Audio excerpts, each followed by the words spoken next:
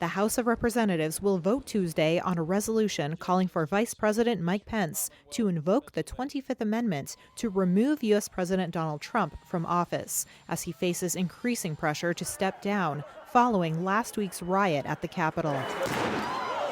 The resolution was drafted by Congressman Jamie Raskin. We don't have to find that the president committed a high crime and misdemeanor in inciting this mob insurrection. And I think there's overwhelming proof that he did. But we don't have to prove that for the 25th Amendment.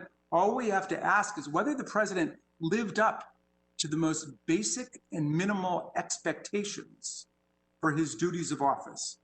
Still reeling over last week's rampage, Democrats made an impassioned case Tuesday as to why Trump needs to be held accountable. I mean, the mob that came to Capitol Hill terrorized both Republicans and Democrats. So we would like to support the vice president, and if he's not considering it, to urge him to reconsider that he invoke the 25th Amendment for the good of the country to prevent any further damage from being done between now and January 20th. But Pence advisors say he is opposed to invoking Section 4 of the 25th Amendment, which has never been used before. And so Democratic leaders are planning a House vote as soon as Wednesday on Trump's second impeachment. 1 week to the day after a breach of the Capitol that forced lawmakers into hiding for hours and left 5 people dead.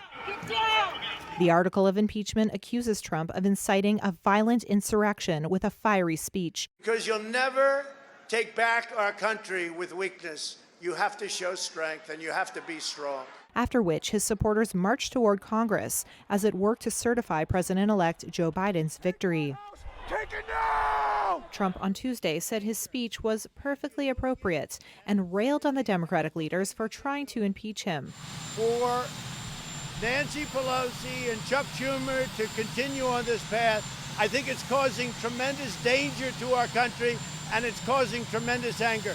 I want no violence. Even as the charge of inciting a violent insurrection looms, chances are slim Trump will be removed from office with only 8 days left of his term.